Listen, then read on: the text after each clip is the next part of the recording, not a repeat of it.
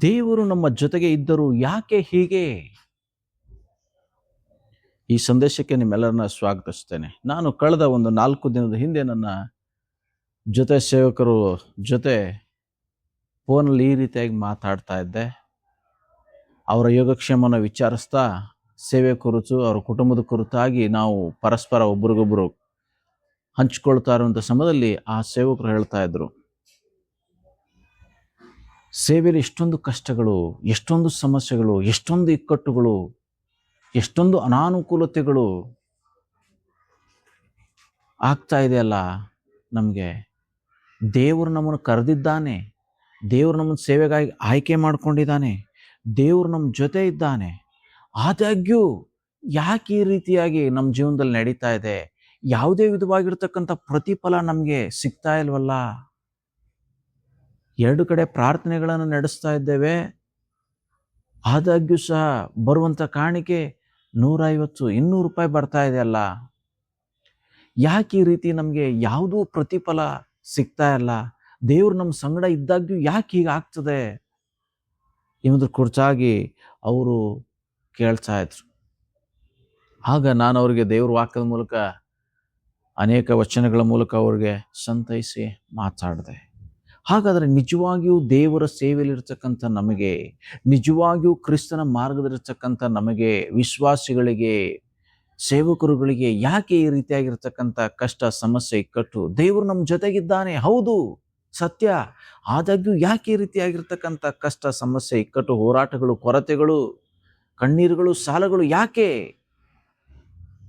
ಎಂಬುದರ ಕುರಿತಾಗಿ ನಾವು ನೋಡುವಾಗ ದೇವ್ರ ವಾಕ್ಯ ಈ ರೀತಿಯಾಗಿ ಹೇಳ್ತಾ ಇದೆ. ಯೋಹಾನ ಬರೆದ ಸುವಾರ್ತೆ 16ನೇ ಅಧ್ಯಾಯ 33ನೇ ವಚನದಲ್ಲಿ ಅಲ್ಲಿ ಈ ರೀತಿಯಾಗಿ ನೋಡ್ತಾ ಇದ್ದೇವೆ, ನೀವು ನನ್ನಲ್ಲಿದ್ದು ಮನಃಶಾಂತಿಯನ್ನ ಹೊಂದುವರಾಗಬೇಕೆಂದು ಇದನ್ನೆಲ್ಲ ನಿಮಗೆ ಹೇಳಿದ್ದೇನೆ. ಲೋಕದಲ್ಲಿ ನಿಮಗೆ ಸಂಕಟ ಉಂಟು, ಧೈರ್ಯವಾಗಿರ್ರಿ, ನಾನು ಲೋಕವನ್ನ ಜಯಿಸಿದ್ದೇನೆ ಎಂದು ಹೇಳಿದನು.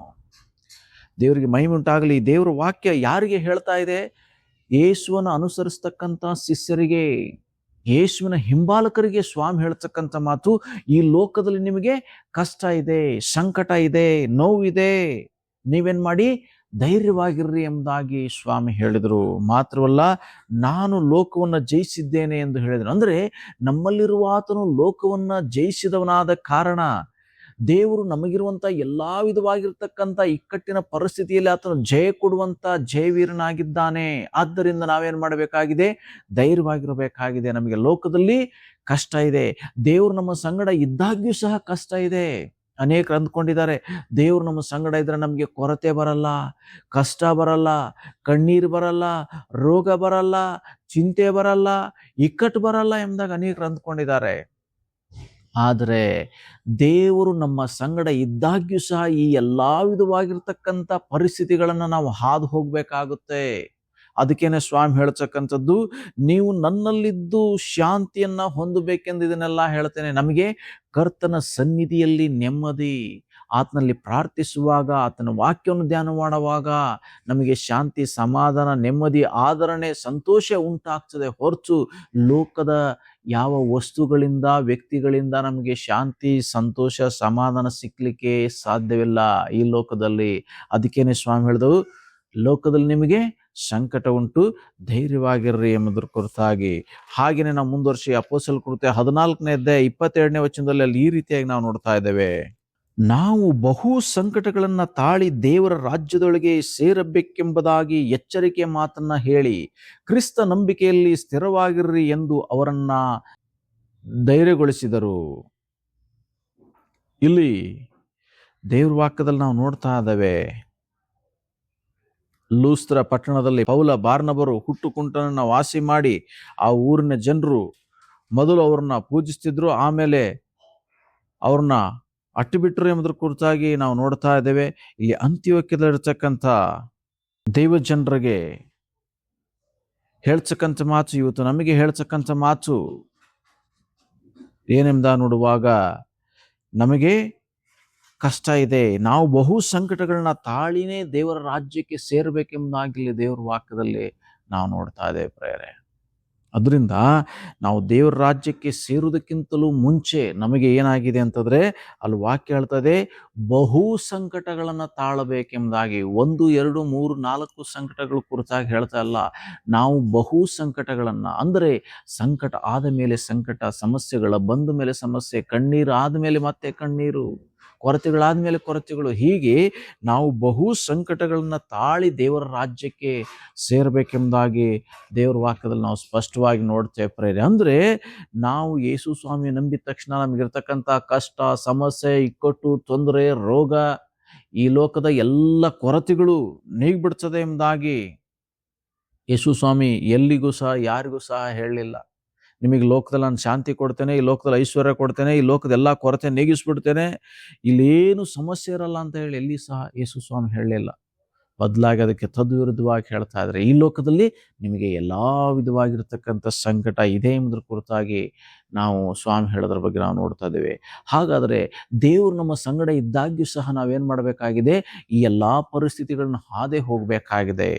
ಅದಕ್ಕೆ ಉದಾಹರಣೆಗಾಗಿ ಮೋಶೆ ಕುರಿತಾಗಿ ನಾವು ನೋಡುವಾಗ, ಮೋಶೆ ಏನು ಮಾಡಿದ್ರು ಅಂದರೆ, ಇಸ್ರಾಯೇಲರನ್ನ ಐಗುಪ್ತ ದೇಶದಲ್ಲಿ ಗುಲಾಮರಾಗಿದ್ದಂಥ ಇವ್ರನ್ನ ಕಾನಾನ್ ದೇಶಕ್ಕೆ ನಡೆಸಲಿಕ್ಕೆ ದೇವರು ಇದನ್ನ ಆಯ್ಕೆ ಮಾಡ್ಕೊಂತಾ ಇದ್ದಾರೆ. ಅದ್ರ ಕುರಿತಾಗಿ ವಿಮೋಚನೆ ಕಾಂಡದಲ್ಲಿ ನಾವು ನೋಡ್ತಾ ಇದ್ದೇವೆ. ಆತನ ಹುಟ್ಟಿನ ಕುರಿತು, ಆತನ ಕೆಲಸ ಕಾರ್ಯಗಳ ಕುರಿತು, ಆತನ ಇಸ್ರಾಯೇಲರನ್ನ ಐಗುಪ್ತದಿಂದ ಬಿಡುಗಡೆ ಮಾಡಿದ್ರ ಕುರಿತಾಗಿ ವಿಮೋಚನೆ ಕಾಂಡ ಪುಸ್ತಕದಲ್ಲಿ ನಾವು ಓದುವಾಗ ಗೊತ್ತಾಗ್ತದೆ. ಮೋಶೆ ಸಂಗಡ ದೇವರಿದ್ರು. ಮೋಶೆಗೆ ದೇವರು ಆಲೋಚನೆಗಳನ್ನ ಕೊಡ್ತಾ ಇದ್ರು, ಆತನ ಸಂಗಡ ಇದ್ರು, ತನ್ನ ಕೆಲಸಕ್ಕಾಗಿ ಕರೆದ್ರು, ಪ್ರತ್ಯೇಕಿಸಿದ್ರು, ಎಲ್ಲವನ್ನ ಮಾಡಿದ್ರು. ಆದಾಗ್ಯೂ ಸಹ ಮೋಶೆಗೆ ಏನು ಬಂತು ಅಂದರೆ, ಕಷ್ಟ ಬಂತು, ವಿರೋಧ ಬಂತು, ಸಮಸ್ಯೆ ಬಂತು, ಇಕ್ಕಟ್ಟು ಬಂತು, ದಾರಿ ಕಾಣದ ಪರಿಸ್ಥಿತಿ ಆತನಿಗೆ ಬಂತು. ಕೊನೆಗೆ ತಾನು ನಡೆಸ್ಕೊಂಡು ಹೋಗ್ತಾ ಇದ್ದಂತಹ ಇಸ್ರಾಯೇಲರು ಕೆಂಪು ಸಮುದ್ರ ಅಡ್ಡ ಬರುವಾಗ ಇನ್ನೇನು ಮುಂದೆ ದಾರಿ ಇಲ್ಲ ಎಂಬುದಾಗಿ, ನಮ್ಮನ್ನ ಇಲ್ಲೇ ಅರಣ್ಯದಲ್ಲಿ ಕೊಲ್ಲಿಕ್ಕೆ ಈತನ ಕರ್ಕೊಂಡು ಬಂದಿದ್ದಾನೆ ಅಂತ ಹೇಳಿ ಆತನಿಗೆ ಮೇಲೆ ಕೋಪಗೊಂಡು ಕಲ್ಲೆಸೆಯಲು ಸಹ ಬಂದರು. ಯಾವ ಜನರನ್ನ ಸಂಕಷ್ಟಗಳಿಂದ ಬಿಡುಗಡೆ ಮಾಡಲಿಕ್ಕೆ, ಅನೇಕ ಕಷ್ಟಗಳನ್ನು ಅನುಭವಿಸಿ ಅವ್ರನ್ನ ಐಗುಪ್ತದಿಂದ ಬಿಡಿಸಿ ಕರತನ್ನು ಆತನ ಮೇಲೆ ಇವತ್ತು ಇಸ್ರಾಯೇಲರು ಏನು ಮಾಡಿದ್ರು ಅಂತಂದರೆ, ಕಲ್ಲೆಸೆಯಲಿಕ್ಕೆ ಮುಂದಾದರು ಎಂಬುದಾಗಿ ನಾವು ನೋಡ್ತಾ ಇದ್ದೇವೆ. ಕಲ್ಲ ಎಸಿಬೇಕೆಂಬುದಾಗಿ ಆಲೋಚನೆ ಮಾಡಿದ್ರು ಎಂಬುದ್ರ ಕುರಿತಾಗಿ ನಾವು ದೇವರು ವಾಕ್ಯದಲ್ಲಿ ನಾವು ನೋಡ್ತಾ ಇದ್ದೇವೆ. ಹೀಗೆ ಈ ಎಲ್ಲ ಪರಿಸ್ಥಿತಿಯಲ್ಲಿ ದೇವರು ಏನು ಮಾಡಿದ್ರು ಅಂದರೆ, ಮೋಶೆ ಸಂಗಡ ಇದ್ರು. ಎಲ್ಲ ಇಕ್ಕಟ್ಟಿನ ಪರಿಸ್ಥಿತಿಗಳಲ್ಲಿ ದೇವರಿದ್ರು. ಅದರಿಂದ ಬಂದಂಥ ಎಲ್ಲ ಕಷ್ಟ, ಸಮಸ್ಯೆ, ಇಕ್ಕಟ್ಟು ಮಧ್ಯದಲ್ಲಿ ಆತನ ಸಂಗಡ ಇದ್ದು, ಅವೆಲ್ಲವುಗಳ ಮಧ್ಯೆ ದೇವರು ಏನು ಮಾಡಿದಂದ್ರೆ ಹೊಸ ದಾರಿಯನ್ನ ಮಾಡಿದ್ರು. ತಾನು ಯಾರೆಂಬುದನ್ನ ಮೋಶೆಗೆ ಏನು ಮಾಡಿದ್ರು ಅಂದರೆ ಪ್ರಚುರಪಡಿಸಿದ್ರು, ಇಸ್ರಾಯೇಲರಿಗೆ ಪ್ರಚುರಪಡಿಸಿದ್ರು. ಕೆಂಪು ಸಮುದ್ರದ ಅಡ್ಡ ಬರುವಂಥ ಸಮಯದಲ್ಲಿ ಕೆಂಪು ಸಮುದ್ರದಲ್ಲೇ ಅವರು ಹಾದು ಹೋಗುವಂತೆ ಮಾಡಿದರು. ದಾರಿ ಕಾಣದೇ ಇರತಕ್ಕಂಥ ಸಮಯದಲ್ಲಿ ದಾರಿಯನ್ನು ಉಂಟು ಮಾಡಿದರು. ಆಹಾರ ಇಲ್ಲ ಎಂಬ ಗುಣಗುಟ್ಟತಕ್ಕಂಥ ಅವರಿಗೆ ಆಹಾರವನ್ನು ಕೊಟ್ಟರು. ಮಾಂಸಕ್ಕಾಗಿ ಬೇಡದಂಥವ್ರಿಗೆ ಮಾಂಸವನ್ನು ಕೊಟ್ಟರು. ಹೀಗೆ ಇಸ್ರಾಯೇಲರು ನೀರಿಗಾಗಿ ಪ್ರತಿಯೊಂದು ವಿಷಯಕ್ಕೂ ಸಹ ಮೋಶೆಯ ಮೇಲೆ, ದೇವರ ಮೇಲೆ ಗುಣಗುಟ್ಟುವಾಗ ದೇವರು ಏನು ಮಾಡಿದ್ರು ಅಂದರೆ ಅವೆಲ್ಲವನ್ನು ಪೂರೈಸಿದನು, ಅವರೆಲ್ಲ ಕೊರತೆಗಳನ್ನ ನೀಗಿಸಿದನು. ಆ ಮೂಲಕ ಏನು ಮಾಡಿದಂದರೆ ಆತನು ಯಾರು ಎಂಬುದಾಗಿ ಮೋಸೆಗೆ ತಿಳಿಸಿದರು, ಇಸ್ರಾಯೇಲರಿಗೆ ತಿಳಿಸಿದ್ರು. ಹಾಗೆ ಇವತ್ತು ನಿಮ್ಮ ಜೀವಿತಗಳಲ್ಲಿ ಕಷ್ಟ, ಸಮಸ್ಯೆಗಳು, ಇಕ್ಕಟ್ಟುಗಳು, ಹೋರಾಟಗಳು ಬರುತ್ತೆ. ದೇವರು ನಮ್ಮ ಜೊತೆಗಿದ್ರು ಬರುತ್ತೆ. ಯಾಕಂತಂದರೆ ನಾವು ದೇವರು ಎಂಥವನೆಂಬುದಾಗಿ ನಾವು ಆತನ ರುಚಿಸಿ ನೋಡಲಿಕ್ಕೆ, ಆತನ ನಮ್ಮ ಜೀವಿತದಲ್ಲಿ ಆತನ ಒಳ್ಳೆತನವನ್ನು, ಆತನ ನಡೆಸುವಿಕೆಯನ್ನು ಅನುಭವಿಸ್ಲಿಕ್ಕೆ ಇವೆಲ್ಲ ಬರ್ತದೆ.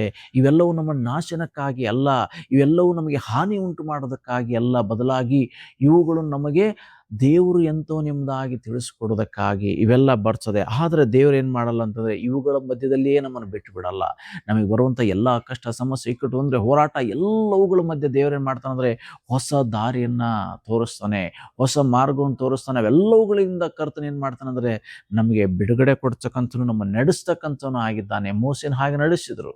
ಹಾಗೆ ದೇವರು ನಮ್ಮನ್ನು ಸಹ ಏನು ಮಾಡಲಿಕ್ಕಿದ್ದಾನೆ ಅಂತಂದರೆ ನಡೆಸ್ತಕ್ಕಂಥವನಾಗಿದ್ದಾನೆ. ಹಾಗಾದರೆ ಮೋಸೆಗೆ ಆ ಐಗುಪ್ತದಲ್ಲಿದ್ದಂಥ ಆ ಇಸ್ರಾಯೇಲರನ್ನ ನಡೆಸ್ಕೊಂಡು ಬಂದದಕ್ಕೆ ಪ್ರತಿಫಲ ಎಲ್ಲಿ ಸಿಕ್ತು? ಯಾರು ಆತನಿಗೆ ಪ್ರತಿಫಲ ಕೊಟ್ಟರು? ಎಲ್ಲಿ ಸಿಕ್ಕಲಿಲ್ಲ. ಇವತ್ತು ನನಗೂ ನಿನಗೂ ಎಲ್ಲಿ ಸಿಕ್ಲಿಕ್ಕೆ ಸಾಧ್ಯ ಇಲ್ಲ. ಹಾಗಾದರೆ ಮೋಶೆಗೆ ಎಲ್ಲಿ ಪ್ರತಿಫಲ ಸಿಗ್ತದೆ? ಆತನಿಗೆ ದೇವರ ರಾಜ್ಯದಲ್ಲಿ ಪ್ರತಿಫಲ ಸಿಗ್ತದೆ. ಎಂಥ ಪ್ರತಿಫಲ ಕೊಡ್ತಾನೆ ದೇವರು? ಯಾರು ಕಿತ್ತುಕೊಳ್ಳಲಿಕ್ಕೆ ಆಗದೆ ಇರತಕ್ಕಂಥ ಪ್ರತಿಫಲ. ಅಂತ ಆಶೀರ್ವಾದ, ದೇವರಿಂದ ಬರ್ತಕ್ಕಂಥ ಆಶೀರ್ವಾದ ಅದು ಯಾವುದಾಗಿದೆ? ಬಾಡಿ ಹೋಗದ ಜಯಮಾಲೆಯನ್ನು ಆತನು ಕೊಡ್ತಾನೆ. ಹೀಗೆ ತನಗಾಗಿ ಕಾರ್ಯ ಮಾಡಿರ್ತಕ್ಕಂಥ ಎಲ್ಲ ಭಕ್ತರಿಗೆ ಏನ್ ಮಾಡ್ತಾನೆ ಅಂತಂದ್ರೆ ದೇವರು ಪ್ರತಿಫಲ ಕೊಟ್ಟೇ ಕೊಡ್ತಾನೆ. ದೇವರು ನಮ್ಮ ಯಾರ ಸಾಲದಲ್ಲಿಯೂ ಇರೋದಿಲ್ಲ. ನಾವು ಕರ್ತನಿಗಾಗಿ ಏನೆಲ್ಲ ಮಾಡಿದ್ದೇವೋ ಅವೆಲ್ಲವುಗಳಿಗೆ ಕರ್ತನ ಏನ್ ಮಾಡ್ತಾನಂದ್ರೆ ಅವತ್ತು ಪ್ರತಿಫಲವನ್ನ ಕೊಟ್ಟೇ ಕೊಡ್ತಾನೆ. ಯಾಕಂದ್ರೆ ಆತನು ಕೆಲಸ ಮಾಡಿಸಿಕೊಂಡ ಮೇಲೆ ಸಂಬಳ ಕೊಡದೇ ಇರ್ತಕ್ಕಂಥವನಲ್ಲ, ಆತನು ಮೋಸಗಾರನಲ್ಲ, ಆತನು ಸತ್ಯವಂತನು, ನ್ಯಾಯವಂತನು ಆಗಿರೋದ್ರಿಂದ ನಾವು ಪಡುವಂಥ ಪ್ರಯಾಸಕ್ಕೆ ಒಂದು ವೇಳೆ ಈ ಲೋಕದಲ್ಲಿ ನಮಗೆ ಪ್ರತಿಫಲ ಸಿಕ್ಕಿಲ್ಲ ಅಂದರೂ ಪರಲೋಕದಲ್ಲಿ ನಮಗೆ ಪ್ರತಿಫಲ ಸಿಕ್ಕೇ ಸಿಗ್ತದೆ. ಆದ್ದರಿಂದ ನಾವೇನು ಮಾಡಬೇಕಾಗಿದೆ ಅಂದರೆ ಸೋತು ಹೋಗುವಂಥದ್ದು ಬೇಡ. ನಾವೇನು ಮಾಡೋಣ? ಬಲ ಹೊಂದೋಣ. ಯಾಕಂದ್ರೆ ದೇವ್ರ ವಾಕ್ಯದಲ್ಲಿ ನೋಡ್ತಾ ಇದ್ದೇವೆ, ಧೈರ್ಯವಾಗಿರ್ರಿ, ಲೋಕದಲ್ಲಿ ಕಷ್ಟ ಉಂಟು, ಧೈರ್ಯವಾಗಿರ್ರಿ ಎಂಬುದಾಗಿ ಸ್ವಾಮಿ ಹೇಳ್ತಾನೆ. ಅದರಿಂದ ಇವತ್ತು ನಾವೇನು ಮಾಡಬೇಕಾಗಿದೆ ಅಂತಂದರೆ ಧೈರ್ಯವಾಗಿ ಎಲ್ಲವನ್ನ ಎದುರಿಸೋಣ. ಈ ಲೋಕದಲ್ಲಿರ್ತಕ್ಕಂಥ ಯಾವ ವ್ಯಕ್ತಿಯಿಂದಲೂ ಏನನ್ನೂ ನಾವು ನಿರೀಕ್ಷಿಸದೆ ನಾವು ಎಲ್ಲವನ್ನ ನಮ್ಮನ್ನ ಕರೆದಾತನಾದ ಕರ್ತನಲ್ಲೇ ನಿರೀಕ್ಷಿಸೋಣ. ಯಾಕಂತಂದ್ರೆ ನಮ್ಮನ್ನ ಯಾವ ಮನುಷ್ಯರು ಕರೀಲಿಲ್ಲ, ಕರ್ತನು ಕರೆದಿದ್ದಾನೆ, ಕರ್ತನು ನಡೆಸ್ತಾನೆ, ಕರ್ತನು ಪ್ರತಿಫಲ ಕೊಡ್ತಾನೆ. ಈ ಲೋಕದವರಲ್ಲ, ಲೋಕದ ಸಂಗತಿ ಅಲ್ಲ, ಆತನು ಕೊಡುವಂಥದ್ದು ಶಾಶ್ವತವಾಗಿರ್ತಕ್ಕಂಥದ್ದು. ಆದ್ದರಿಂದ ಆ ಶಾಶ್ವತವಾಗಿರ್ತಕ್ಕಂಥ ಪ್ರತಿಫಲದ ಮೇಲೆ ಕಣ್ಣಿಟ್ಟವರಾಗಿ ಮೂಷೆ ಹಾಗೆ, ಪೌಲನ ಹಾಗೆ, ಹೀಗೆ ಆತನ ಎಲ್ಲ ಶಿಷ್ಯರ ಹಾಗೆ, ಎಲ್ಲ ಭಕ್ತರ ಹಾಗೆ ನಾವೇನ್ ಮಾಡೋಣ ಅಂದ್ರೆ ದೇವರಿಂದ ಬರುವಂಥ ಪ್ರತಿಫಲದ ಮೇಲೆ ಕಣ್ಣಿಡೋಣ. ಅದಕ್ಕಾಗಿ ಅದನ್ನೇ ನಿರೀಕ್ಷಿಸಿಕೊಂಡಿರೋಣ. ಕರ್ತನು ನಮಗೆ ಪ್ರತಿಫಲವನ್ನು ಕೊಟ್ಟೆ ಕೊಡುವಂತಾನಾಗಿದ್ದಾನೆ. ದೇವರು ನಮ್ಮ ಸಂಗಡ ಇದ್ದಾಗ್ಯೂ ಸಹ ಎಲ್ಲ ವಿಧವಾಗಿರ್ತಕ್ಕಂಥ ಇಕ್ಕಟ್ಟುಗಳು ಬರ್ತದೆ. ಇಕ್ಕಟ್ಟುಗಳ ಮಧ್ಯದಲ್ಲಿ ನಾವೇನು ಮಾಡಬೇಕಾಗಿದೆ? ದೇವರಿಗೆ ಮಹಿಮೆ ಮಾಡಬೇಕಾಗಿದೆ. ಹಾಗಾಗುವಂತೆ ಕರ್ತನು ನಮ್ಮೆಲ್ಲರನ್ನ ಆಶೀರ್ವದಿಸಲಿ. ಪ್ರಾರ್ಥಿಸೋಣ. ಸರ್ವಶಕ್ತನೇ, ಈ ಸಮಯಕ್ಕಾಗಿ ಸ್ತೋತ್ರ. ಹೌದು, ಲೋಕದಲ್ಲಿ ನಮಗೆ ಕಷ್ಟ, ಸಮಸ್ಯೆ, ಇಕ್ಕಟ್ಟು, ನೋವು, ಸಂಕಟ ಉಂಟು ಸ್ವಾಮಿ. ಆದರೆ ಇವೆಲ್ಲವುಗಳಿಂದ ನಮ್ಮನ್ನ ಬಿಡಿಸುವ ಆತನು, ನಮಗೆ ಶಾಶ್ವತವಾಗಿರ್ತಕ್ಕಂಥ ಐಶ್ವರ್ಯ, ಶಾಶ್ವತವಾಗಿರ್ತಕ್ಕಂಥ ಸಮಾಧಾನ, ಶಾಶ್ವತವಾಗಿರ್ತಕ್ಕಂಥ ಸಂಗತಿಗಳಿಂದ ನಮ್ಮನ್ನ ತುಂಬಿಸುವಾತನು, ನಡೆಸುವಾತನು. ನಾವು ಪಡುವಂಥ ಎಲ್ಲಾ ಪ್ರಯಾಸಗಳಿಗೆ ನೀನು ಒಂದು ದಿನ ಪ್ರತಿಫಲ ಕೊಡ್ಲಿಕ್ಕಿದ್ದೀಯ ಸ್ವಾಮಿ. ಅದಕ್ಕಾಗಿ ಸ್ತೋತ್ರ. ನಿನ್ನಿಂದ ಹೊಂದುವಂಥ ಬಾಡಿ ಹೋಗದ ಜಯಮಾಲೆಯನ್ನು ದೃಷ್ಟಿಸುತ್ತಾ ನೀನು ಕೊಡುವಂಥ ಶಾಶ್ವತವಾದ ಸಂತೋಷ, ಸಮಾಧಾನ, ಸಮೃದ್ಧಿಯ ಮೇಲೆ ನಾವು ಕಣ್ಣಿಟ್ಟು ಈಗಿರುವಂಥ ಎಲ್ಲ ಕಷ್ಟ, ಸಮಸ್ಯೆ, ಇಕ್ಕಟ್ಟುಗಳನ್ನು ಅಲ್ಪವೇ ಎಂದೆಣಿಸಿ ನಾವು ನಿನ್ನ ಭಕ್ತಿಯಲ್ಲಿ ಜೀವಿಸ್ಲಿಕ್ಕೆ ಸಹಾಯ ಮಾಡು. ಈ ಸಂದೇಶವನ್ನು ಆಲಿಸಿರುವಂಥ ಪ್ರತಿಯೊಬ್ಬರನ್ನ ಹೆಸರಾಗಿ ಆಶೀರ್ವಾದ ಮಾಡು ಕರ್ತನೆ. ಎಲ್ಲ ಈ ಭಕ್ತರಿಗೆ ನೀವು ಆಶೀರ್ವಾದ ಮಾಡಿ, ಎಲ್ಲ ಇಕ್ಕಟ್ಟಿನ ಪರಿಸ್ಥಿತಿಗಳಲ್ಲಿ ನೀವು ಸಹಾಯಕನಾಗಿದ್ದು ಮೋಸ ನಡೆಸಿದ ಹಾಗೆ ನಮ್ಮೊಬ್ಬೊಬ್ಬರನ್ನ ನಡೆಸ್ರಿ ಎಂಬುದಾಗಿ ನಿಮ್ಮಲ್ಲಿ ನಾವು ಪ್ರಾರ್ಥಿಸ್ತೇವೆ. ಹಾಗೆ ಮಾಡೋ ದೇವರಾಗಿರುವುದಕ್ಕಾಗಿ ಸ್ತೋತ್ರ. ಯೇಸುವಿನ ಹೆಸರಿನಲ್ಲಿ ಪ್ರಾರ್ಥಿಸ್ತೇವೆ ಪರಲೋಕ ತಂದೆಯೇ, ಆಮೇನ್. ಈ ಸಂದೇಶ ನಿಮಗೆ ಆಶೀರ್ವಾದಕರವೂ ಪ್ರೋತ್ಸಾಹಕರವೂ ಆಗಿರೋದಾದರೆ ಇತರರಿಗೆ ಇದನ್ನು ಶೇರ್ ಮಾಡಿಕೊಳ್ಳೋದ್ರ ಮೂಲಕ ಅವರು ಸಹ ಬಲ ಹೊಂದಲಿಕ್ಕೆ ನೀವು ಸಹಾಯ ಮಾಡಬೇಕಾಗಿ ವಿನಂತಿಸ್ಕೊಳ್ತೀನಿ. ದೇವರು ನಿಮ್ಮನ್ನು ಆಶೀರ್ವದಿಸಲಿ.